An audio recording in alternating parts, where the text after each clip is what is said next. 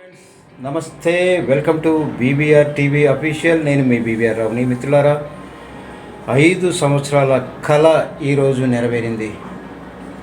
మోడీ ప్రభుత్వంలో అది సాధ్యమైంది. నిజంగా మోడీ అదృష్టవంతుడు అని చెప్పాలి, ఓ రకంగా కారణ జన్ముడు అని చెప్పాలి. ఎందుకంటే ఇవాళ గర్భగుడిలోకి వెళ్ళి అయోధ్య రామాలయంలో బాలరాముడి విగ్రహం ప్రాణ ప్రతిష్ఠ జరగడం. ఎందుకంటే 500 సంవత్సరాలుగా ఎంతమంది ప్రాణత్యాగాలు చేశారో, ఎంతమంది ఎన్ని కేసులు అనుభవించారో, ఇవాళకి అది సాధ్యమైంది. ఎందుకంటే ఈరోజు చరిత్రని సువర్ణాక్షరాలతో లిఖించదగింది.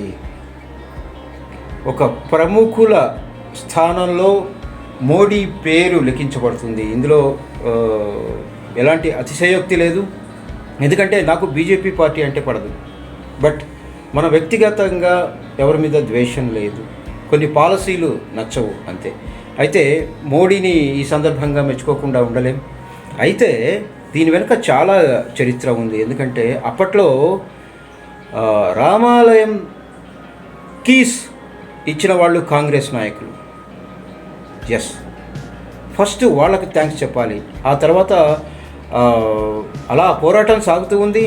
అప్పట్లో అద్వానీ, కళ్యాణ్ సింగ్, చాలామంది యోధులు, వాళ్ళంతా బాబ్రీ మసీదు కూలగొట్టడం, కర సేవకుల్ని తయారు చేయడం, కొన్ని లక్షల మంది వాళ్ళందరూ ప్రాణాలకు తెగించి అయోధ్య వెళ్ళి బాబ్రీ మసీదును కూలగొట్టడం, అది పెద్ద చర్చ, పెద్ద విషయానికి దారి చేయడం, అందులో పాల్గొన్న వాళ్ళ మీద చాలామంది మీద కేసులు, అవన్నీ జరిగాయి.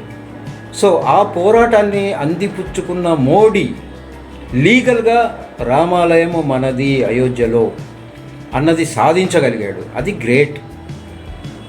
500 సంవత్సరాల కలండి ఈరోజు నెరవేరింది.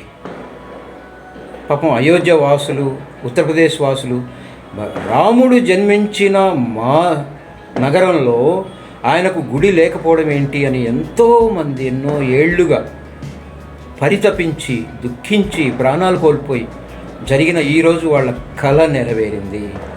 పూర్వీకులు ఎంతో బాధపడి ఉంటారు, వాళ్ళ వారసులు ఈరోజు ఎంతో, నిజంగా చాలా అన్యాయం.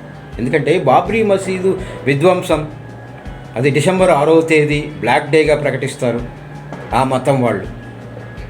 వీళ్ళందరి మీద కేసులు పెట్టారు. మరి అంతకు ముందున్న రామాలయం ప్లేస్లో రామాలయాన్ని కూలగొట్టి మసీదు కట్టిన బాబర్ని ఏమనాలి? వాళ్ళ మీద ఎందుకు కేసులు లేవు? అంత దీనస్థితిలో ఉన్నామా? హిందూయిజం అంత చచ్చిపోయిందా? ఒకటి ఆలోచించండి. కొన్ని లక్షలు ఉన్న హిందూ దేవాలయాలు ఈరోజు వందల సంఖ్యలోకి మారాయి. కొన్ని వందల సంఖ్యలో ఉన్న మసీదులు, చర్చిలు ఈరోజు లక్షల్లో మారిపోయాయి. ఎవరి పాపం ఇది? ఎవరి పాపం? ఎందుకంటే హిందువులు చాలా మంచి వాళ్ళు, ఏ మతాన్ని అగౌరవపరచరు. వాళ్ళు మసీదులు కట్టుకుంటున్నా, చర్చిలు కట్టుకుంటున్నా మనం ఏమీ అనలేదు. ఎవరి మతాన్ని వాళ్ళు గౌరవించుకోండి, మనం దూషించట్లేదు. కానీ హిందూ మతం మనకు గొప్ప. ఎస్, ఇవాళ ఆర్ఎస్ఎస్ను తిడతారు. ఆర్ఎస్ఎస్ లేకపోతే ఏమని చెప్పండి. సో ఏది ఏమైనా 500 సంవత్సరాల నాటి కళ ఇవాళ నెరవేరింది. ఒక అద్భుతమైన రోజు ఈరోజు. రాముడు తిరిగి తన స్థానంలో బాలరాముడిగా వెలిసిన ఒక అద్వితీయమైన రోజు.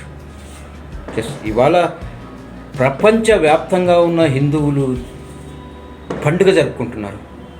ఎందుకంటే మిత్రులారా, మీరు ఒకటి గుర్తుపెట్టుకోండి, మనం ఈరోజు ఈ కాలంలో ఉన్నాం. ఎస్, ఇవాళ రామ మందిరం, బాలరాముడి విగ్రహ ప్రాణ ప్రతిష్ఠ జరిగిన సందర్భంలో ఈ భూమి మీద మనం ఉన్నాం. ఆయన నడయాడిన భూమి మీద మనం ఉన్నాం. అది గ్రేట్, మనం చేసుకున్న అదృష్టం. దీన్ని ఒక చరిత్రగా మనం చెప్పుకోవచ్చు. తరతరాలుగా ఇది ఎప్పటికీ రాబో కాలంలో ఇది పాఠ్యాంశంగా వస్తుంది, ఒక చరిత్రగా నిలిచిపోతుంది. మోడీ పేరు కూడా ఉంటుంది అలాగే. సో ఈ సందర్భంగా కాంగ్రెస్ వాళ్ళకు కూడా మనం కృతజ్ఞతలు చెప్పాలి, అభినందనలు చెప్పాలి. ఎందుకంటే ఆ రోజు ఫైట్ చేస్తాము అంటే ఎవరు ధైర్యం చేయలేకపోయారు. కానీ కాంగ్రెస్ గవర్నమెంట్ ఆ గుడి తాళాలు అప్పగించింది, మీరు తెరుచుకోండి. వాళ్ళ ఆ రోజు ఇనిషియేట్ తీసుకోకపోతే ఇంత పోరాటం జరిగిండేది కాదు, ఇవాళ ఇంత అద్భుతమైన కార్యక్రమం జరిగిండేది కాదు. ఎందుకంటే రాముడు, వెంకటేశ్వర్లు వీళ్ళంతా ఈ భూమి మీద నడయాడారు. చరిత్ర ఉంది. శ్రీకృష్ణుడు ద్వారక ఉంది, ఇప్పటికీ మిథిలా నగరం ఉంది, అన్నీ ఉన్నాయి. తిరుమల ఆయన తిరిగాడు, చరిత్ర ఉంది, సజీవ సాక్ష్యాలు ఇవన్నీ. నేను అలా అని చెప్పి ఏ మతాన్ని కించపరచడం లేదు. యేసుక్రీస్తుని కూడా నేను ఏమీ అనట్లేదు. యేసుక్రీస్తు కూడా ఒక మహానుభావుడే, శాంతిని ప్రబోధించిన వ్యక్తి. అలాగే మహమ్మద్ ప్రవక్త, ఆయన ఒక శాంతి దూత, మంచి చెప్పాడు. ఆ తర్వాత వీటిని మనం మతంగా మార్చుకున్నాం. ఒక చిన్న ప్రశ్న, ఈ మధ్య ఒక మేధావి, నాకు పేరు గుర్తులేదు కానీ ఆయన లేవనెత్తాడు, చాలా అద్భుతంగా ఉంటుంది. ఏంటంటే క్రీస్తు ఒక్కడే దైవం ఈ ప్రపంచంలో అని చెప్పుకుంటారు వాళ్ళు. ఎంత తప్పు తెలుసా? క్రీస్తు కంటే ముందు ఏ దేవుణ్ణి పూజించారు వాళ్ళు? క్రీస్తు తల్లిదండ్రులు ఎవరిని పూజించారు? పోనీ వాళ్ళ తాతలు అమ్మమ్మలు ఎవరిని పూజించారు? అప్పుడు ఎవరు దేవుడు? క్రీస్తు ఒకటే దేవుడు అయితే అప్పుడు దేవుడు లేడా? ఎవరిని పూజించారు? ఎప్పటి నుంచో హిందూ మతమే. ఆ తర్వాత కొందరు ముస్కరులు తోడై ఈ ఈ ఈ మతాలు ఇవన్నీ సృష్టించారు. ఎవరికి వాళ్ళు స్వార్థం.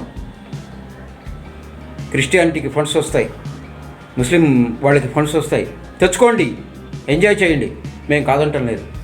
మేము ఎవరిని కించపరచం. మీరు మసీదు కట్టుకుంటుంటే మేము ఏమీ అనము, మీరు చర్చి కట్టుకుంటుంటే మేమేమీ అనము. కానీ ఒక హిందూ దేవాలయం కట్టుకుంటే మీరెందుకంత చచ్చిపోతారు? ఎందుకంత కుళ్ళుకుంటారు? చూడండి, కొన్ని లక్షలు ఉన్న హిందూ దేవాలయాలు వేలల్లోకి మారిపోతే, వందల్లో ఉన్న మిగతా చర్చిలు, మసీదులు ఇవాళ లక్షల్లోకి మారిపోయాయి. ఎంత దారుణం! ప్రపంచవ్యాప్తంగా వీటన్నిటికంటే ముందు ఉన్నవి హిందూ దేవాలయాలు. గుర్తుపెట్టుకోండి. ఎక్కడన్నా ముస్లిం కంట్రీస్లో చూసుకోండి, అటు నార్థరన్ కంట్రీస్లో చూసుకోండి, శివాలయాలు ఉన్నాయి, ఆనవాళ్ళు ఉన్నాయి ఇప్పటికీ. అంటే ముందు నుంచి కూడా హిందూ మతమే ఉంది. ఆ తర్వాత వచ్చిన పరిణామాలు, మన పాలకుల దౌర్బల్యం, దుర్మార్గం వల్ల మిగతా మతాలన్నీ ఎంటర్ అయ్యి మతాల పేరుతో మారణ హోమం జరుగుతోంది. తీవ్రవాదులు ఎక్కడి నుంచి వస్తున్నారు? ఎందుకు ఇంతమందిని పొట్టన పెట్టుకుంటున్నారు? ఒక్కసారి ఆలోచించండి పాలకులారా, ప్లీజ్. ఈ దౌర్బల్యాన్ని వదులుకోండి. ఇవాళ రాజ్యాంగం అంటున్నాం. రాజ్యాంగంలో ఉన్న ప్రతి అక్షరం భగవద్గీతలో ఉంది. చదవండి. విదేశాల వాళ్ళు చదువుతున్నారు, మన పిల్లలకు అలవాటు చేయట్లేదు. భగవద్గీతలో రాజ్యాంగంలో ఉన్న ప్రతి అక్షరం ఉంది. ఎప్పుడు రాశారు అది? భగవద్గీత ఎప్పుడు పుట్టింది? రాజ్యాంగం ఎప్పుడు పుట్టింది? మనల్ని మనమే నాశనం చేసుకుంటున్నాం.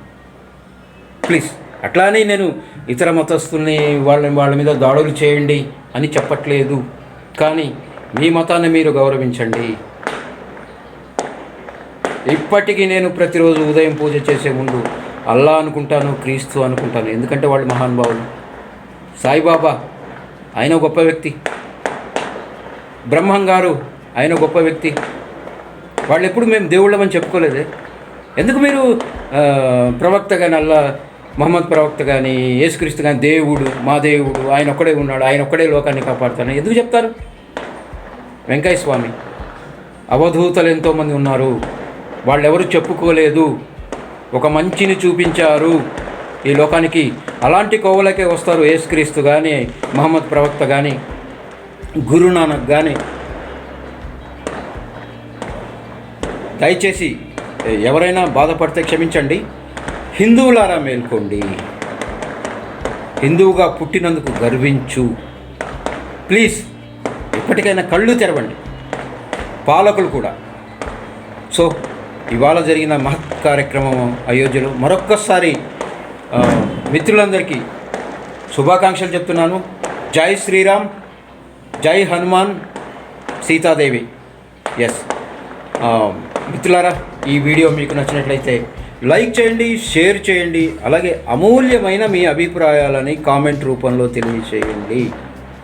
బీవీఆర్ టీవీ అఫీషియల్ అనే నా యూట్యూబ్ ఛానల్ని సబ్స్క్రైబ్ చేసి ఆ పక్కనే ఉన్న బెల్ సింబల్ని నొక్కండి మిత్రులారా. మంచి మంచి వీడియోలు మీకు అందిస్తాను. Thank you so much. This is BVR Rao signing off.